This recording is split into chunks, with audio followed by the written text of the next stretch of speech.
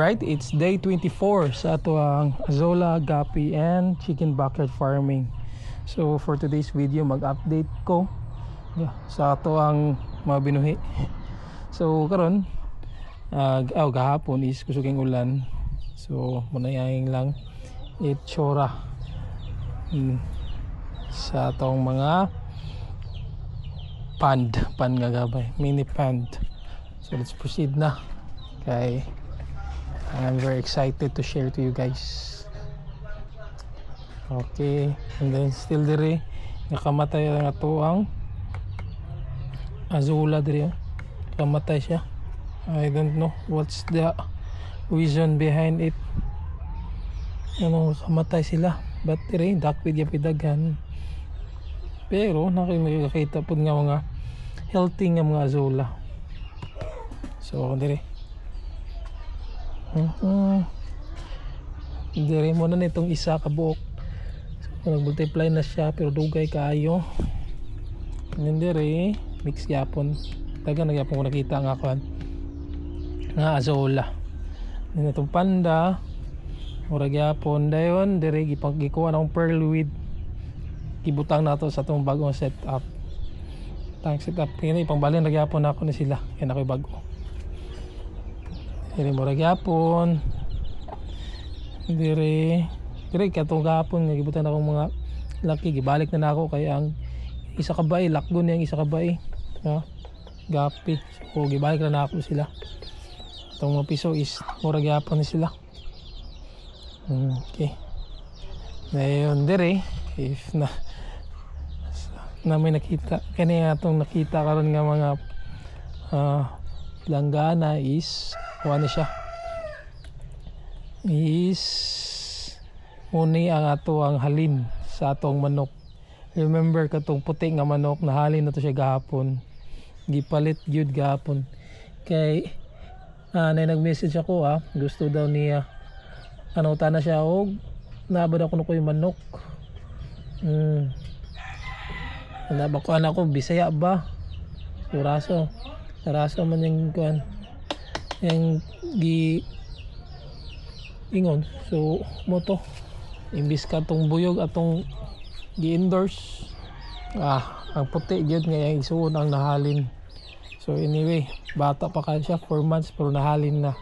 So katong nga pagkabaligya is ginansya na gyapon tato 4 months pa man. Then kani dire pabuyan ta ni be kay para maka kuan sila maka dagan-dagan.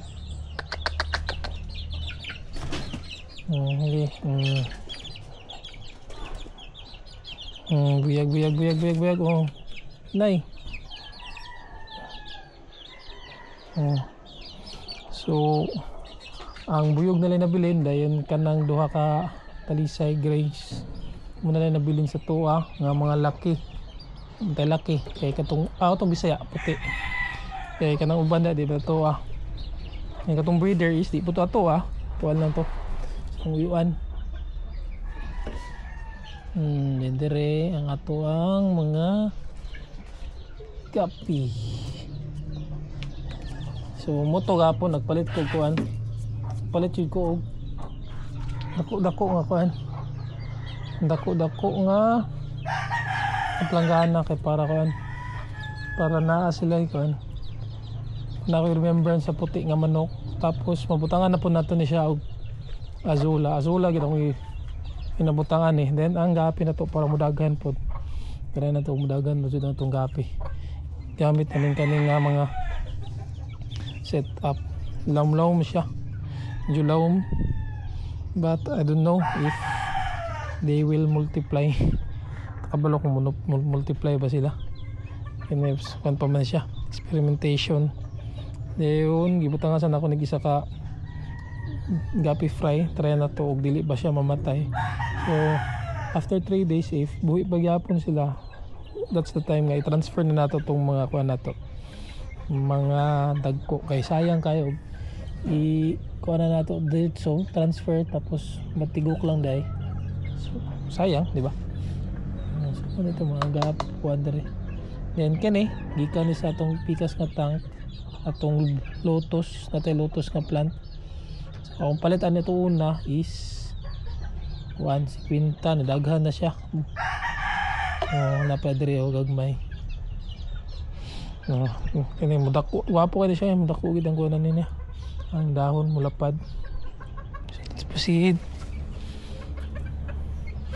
Then na mga Bisaya kini is gipalit mo namon kay sa kung anong tema ni di man ko anyway kini duha nga ato ang manok kani sila atong pang kaling then nara ato ang buyog isipon siya gisipon palta tambal gitangkal kay para mangisog gid kayo ang ison man ana ang nahalin so kana ang takong ibaligya but wa man nakauyon to atong buyer so mo lang to yung ipalit ang kuan ang puti nga kaon na wayon ibog ka siya green legs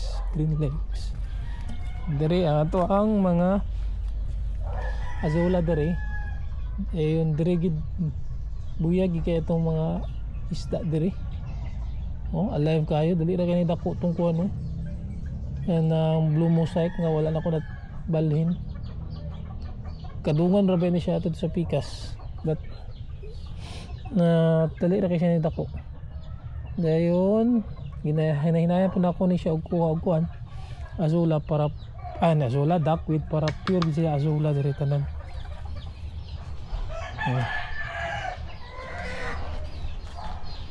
may mga Bisaya sa kong iwan diri nabot nag bor nagana ang lan wala pa ba nakamatay ngi kwan sa manok kapang kaunon ba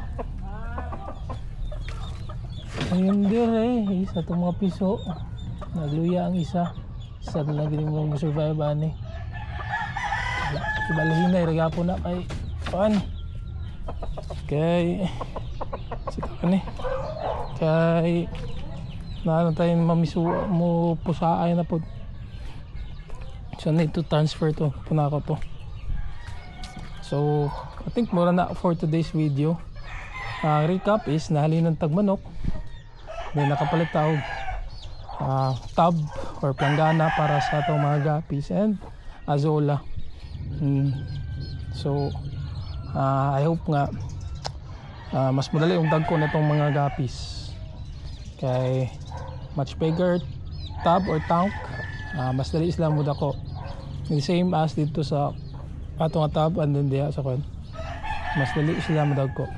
So I think that's all for today's video. I hope you like, follow and subscribe to my channel. So salamat and God bless at tanan. Bye bye.